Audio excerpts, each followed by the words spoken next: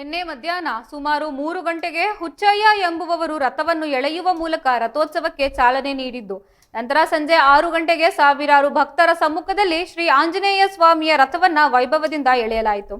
ರಥವನ್ನ ವಿವಿಧ ಬಗೆಯ ಹೂವುಗಳಿಂದ ಅಲಂಕರಿಸಲಾಗಿದ್ದು, ಅಲ್ಲದೆ ಶ್ರೀ ಆಂಜನೇಯ ಸ್ವಾಮಿಯ ಉತ್ಸವ ಮೂರ್ತಿಯನ್ನ ರಥದಲ್ಲಿ ಪ್ರತಿಷ್ಠಾಪಿಸಿ ಜಯಘೋಷಗಳೊಂದಿಗೆ ರಥವನ್ನ ಸಾಗಿಸಲಾಯಿತು. ರಥೋತ್ಸವದ ವೈಭವವನ್ನು ಕಣ್ತುಂಬಿಕೊಳ್ಳಲು ನೆರೆಹೊರೆಯ ಗ್ರಾಮಸ್ಥರು ಹಾಗೂ ವಿವಿಧೆಡೆಗಳಿಂದಲೂ ಭಕ್ತರು ಆಗಮಿಸಿದ್ದು, ರಥೋತ್ಸವದಲ್ಲಿ ನೂರಾರು ಮಂದಿ ವಧೂವರರು ಭಾಗವಹಿಸಿದ್ದರು. ರಥೋತ್ಸವದಲ್ಲಿ ಭಾಗವಹಿಸಿದ ಶ್ರೀಮತಿ ಭಾಗ್ಯಶ್ರೀ ಬಸವರಾಜ್ ಕುಂಬಾರ್ ಅವರು ರಥಕ್ಕೆ ಹಣ್ಣು ಕಾಯಿ ಅರ್ಪಿಸಿ ರಥವನ್ನ ಎಳೆದಿದ್ದಾರೆ. ಭಕ್ತರು ಹನುಮಂತನಿಗೆ ವಿಶೇಷ ಪೂಜೆ ಸಲ್ಲಿಸಿ ರಥೋತ್ಸವದಲ್ಲಿ ಪಾಲ್ಗೊಂಡು ಪುನೀತರಾಗಿದ್ದು, ಇದೇ ವೇಳೆ ಮಾತನಾಡಿದ ಗ್ರಾಮದ ಮುಖಂಡರು, ಪ್ರತಿ ವರ್ಷದಂತೆ ಈ ವರ್ಷವೂ ಶ್ರೀರಾಮನವಮಿ ಪ್ರಯುಕ್ತ ಆಂಜನೇಯ ಸ್ವಾಮಿಯ ರಥೋತ್ಸವವನ್ನು ಅತ್ಯಂತ ವಿಜೃಂಭಣೆಯಿಂದ ಆಚರಿಸಲಾಗಿದೆ. ಇದು ನಮ್ಮ ಗ್ರಾಮದ ಸಂಸ್ಕೃತಿಯನ್ನು ಎತ್ತಿ ಹಿಡಿಯುವ ಒಂದು ಉತ್ತಮ ಕಾರ್ಯಕ್ರಮವಾಗಿದೆ. ಈ ಉತ್ಸವವು ಗ್ರಾಮಸ್ಥರಲ್ಲಿ ಭಾವೈಕ್ಯತೆಯನ್ನು ಮೂಡಿಸುತ್ತದೆ ಎಂದಿದ್ದಾರೆ. ಈ ರಥೋತ್ಸವವು ಗ್ರಾಮದಲ್ಲಿ ಸಂತಸದ ವಾತಾವರಣವನ್ನು ಸೃಷ್ಟಿಸಿದೆ.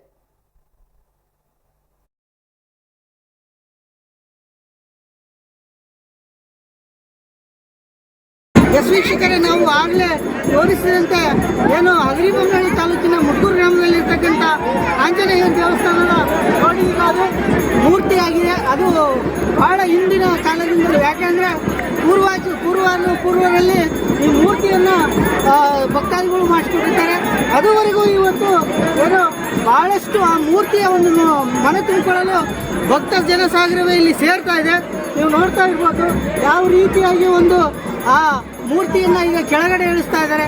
ಆ ಕೆಳಗಡೆ ಮೂರ್ತಿಯನ್ನು ಇಳಿಸ್ಬಿಟ್ಟು ಮತ್ತೆ ಪಾದಗಟ್ಟಿಗೆ ಹೋಗಿ ಪೂಜೆ ಪುನಸ್ಕಾರ ಮಾಡಿಕೊಂಡು ಮತ್ತೆ ಬಂದು ಏನು ತಿರ್ಗ ದೇವಸ್ಥಾನದ ರಥದ ಸ್ಥಳದಲ್ಲೇ ನಿಲ್ಲುತ್ತದೆ ಅಂತ ಹೇಳ್ತಾ, ನಾನು ಒಂದು ಅಭೂತಪೂರ್ಣವಾಗಿರ್ತಕ್ಕಂಥ ಒಂದು ರಥೋತ್ಸವ ಅಂತಂದೇ ಹೇಳ್ಬೋದು. ನೀವು ನೋಡ್ತಾ ಇರ್ಬೋದು ಈಗಾಗಲೇ ದೇವರ ಮೂರ್ತಿ ಕೆಳಗಡೆ ಹೋಗ್ತಾ ಇದೆ.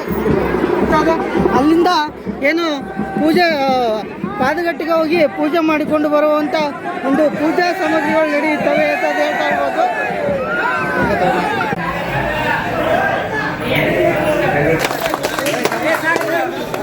ಭಾಳ ತ್ರಾಸ ಅಲ್ರಿ, ಯಾಕಂದ್ರೆ ಅಲ್ಲಿ ಕಲಿತಾರೆ ಅದನ್ನ ಆ ಕಡೆಗೆ ಅಲ್ಲಿ ದಬ್ಬಿ